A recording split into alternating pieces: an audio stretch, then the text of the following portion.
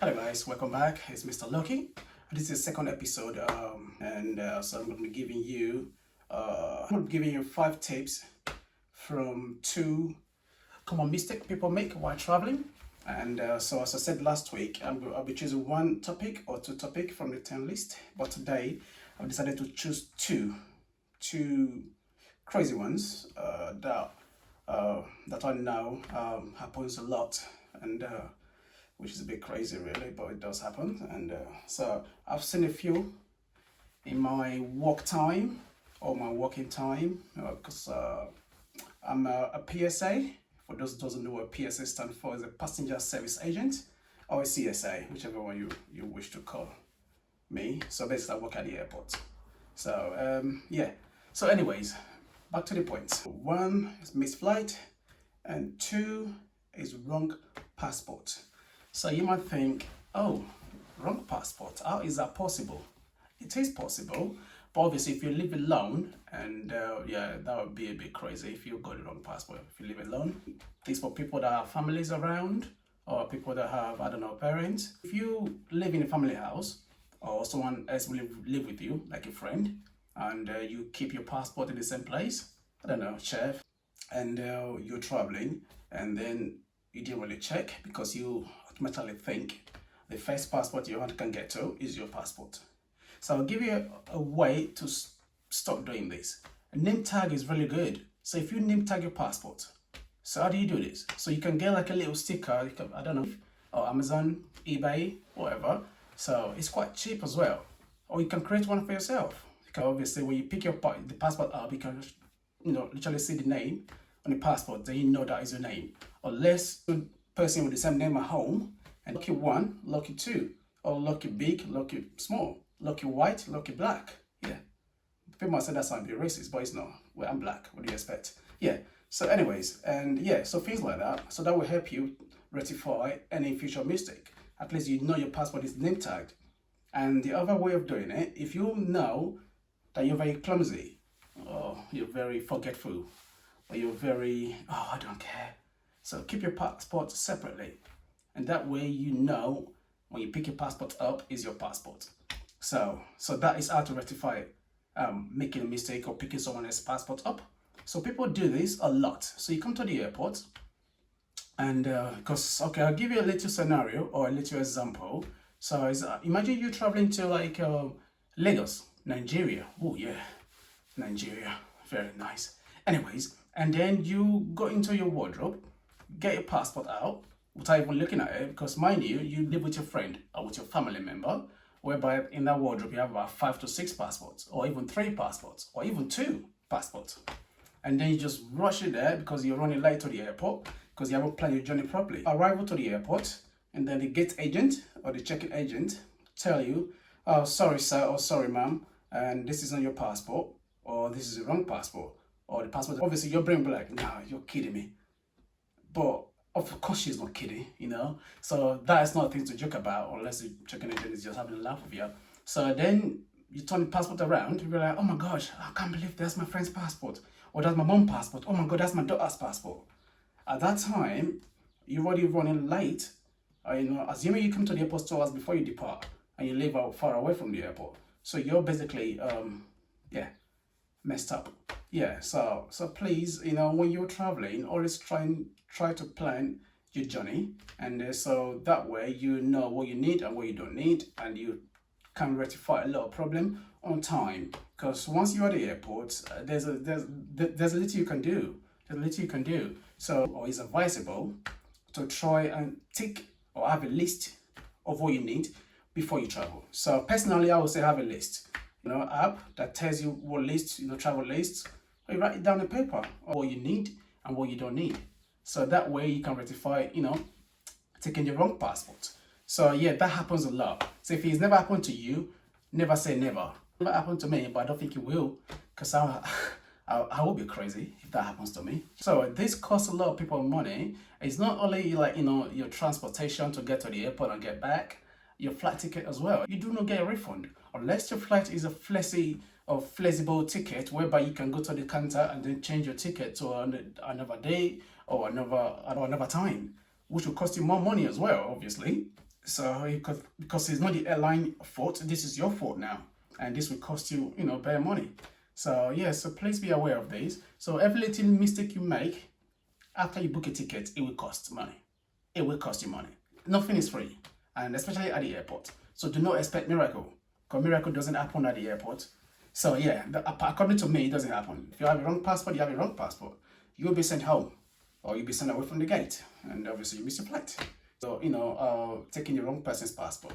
Name tag number one, and number two, save it in a place where you know only you can get to, or where you know that no one can change your passport from there. Second topic, which is missed flight. How many ways to miss your flight? And if you don't plan properly, and if you don't prepare well in time, and this can cost to miss your flight. It can be really, really expensive. It can be really, really stressful, and it can make you go even more crazy than you think, because you spend so much money. You don't want to, obviously you don't want to miss your flight, whereby you know that you're not traveling any longer. And I'm not even joking, like, actually affect you up there like really bad. So I'll give you 5 tips on both topic, and how to minimize, or how to reduce, or how to stop you taking the wrong passport and missed flight. And hopefully this will help you, because this has helped me so far. So I'm talking from experience, and also talking from who I've seen, because I work at the airport, so I've seen a few people making so many mistakes, and some of them are quite laughable. And sometimes you just think, oh my gosh, how is that even possible? And so hence why that drives me to this topic, to teach other people how to reduce this problem, because I feel, or I think, this is a big issues people don't really talk about, because people don't really think about it, but it just happens. So anyways, let your time be your wife, let your time be your girlfriend, your partner, let your time be like your best friend, because time is money. Yeah, time costs money. So not preparing enough will cost you a lot of money at the airport, and this is where it is, man. Like, you can't change that. And I'm sure that goes everywhere else as well. So wherever you go, time is so special. So your people, or the airport staff, receive from the passengers is, oh, my mom just died. Oh, my dad just died. Someone is always dying or dead. If you think that is the case, you have to get ready. Like, you have to be there at the airport on time in order to reduce the stress you already have. I'll tell you right now, missing flight can cause you so much headaches. It costs you money, stress, it just make you look stupid.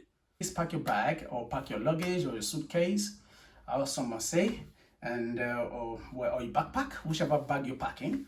Get them ready a day before you travel, or 2 days before, or 3 days before. Yeah, so you know things you need and things you don't need. That will help you a lot, because that reduces stress of traveling. I'll tell you seriously, because I'm a nervous flyer. I get scared when I fly. I hate flying, and I love flying. Yeah, I can't really explain it. I get what's called ear pressure, and I get scared.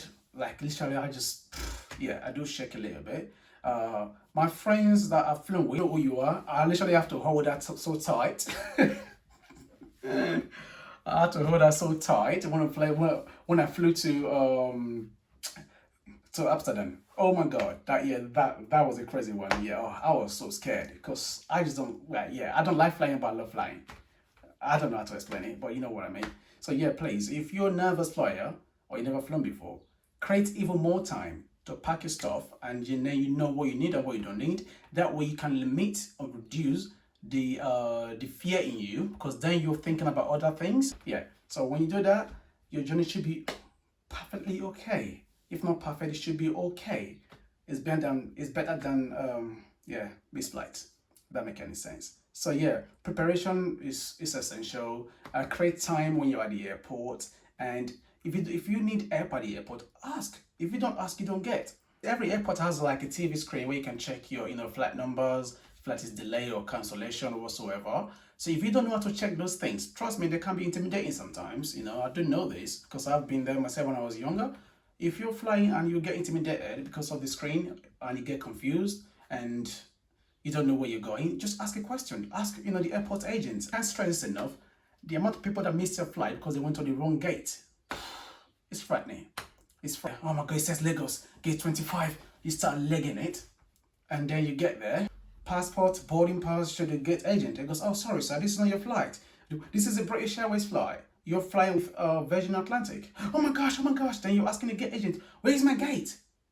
Because they're such in a hurry to get their flights, closed and finalized, that they haven't got that time to tell you where your gate is. Mind you, the other flight is closing as well, if not closed.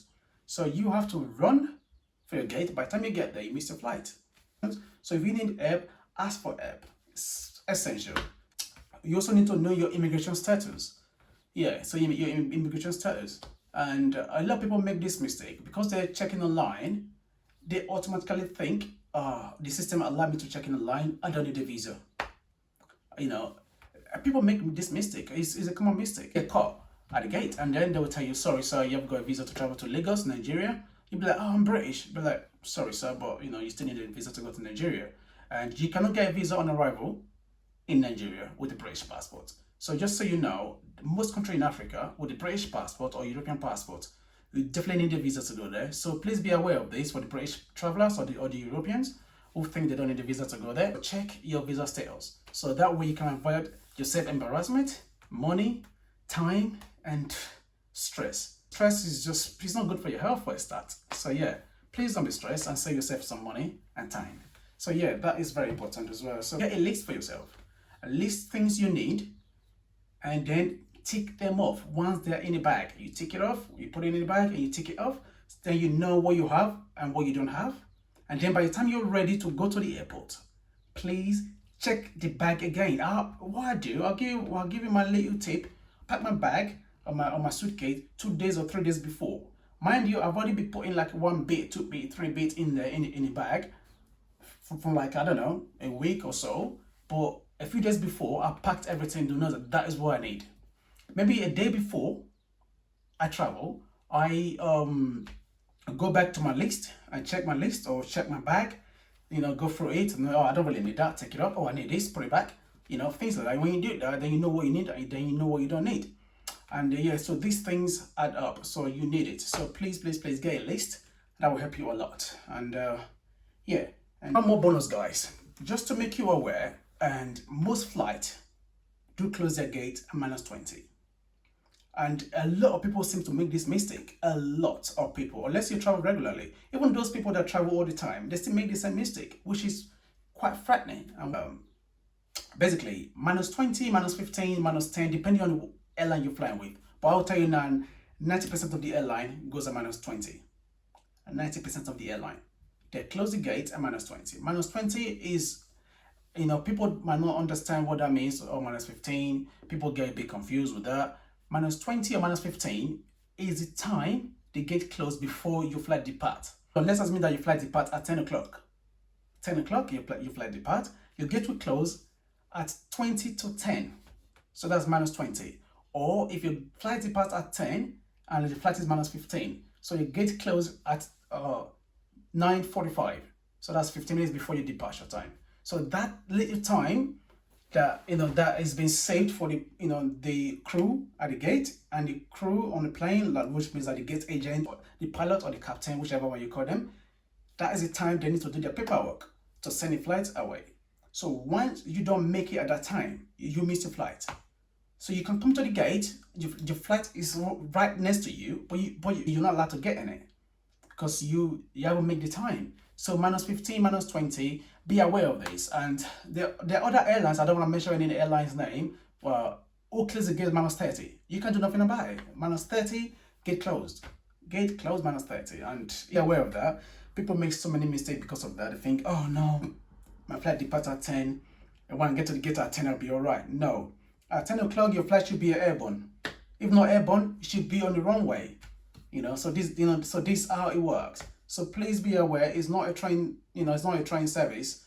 So please make time for everything. And when you do that, you'll be fine. As I said earlier, I'll give you a little list of 5 lists up there to get yourself sorted out. So when you follow this list and maybe a little bit more that you know already, and your flying time should be great. And thank you guys for watching my video again.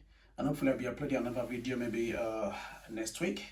And yeah, to talk about more mistakes people make while traveling.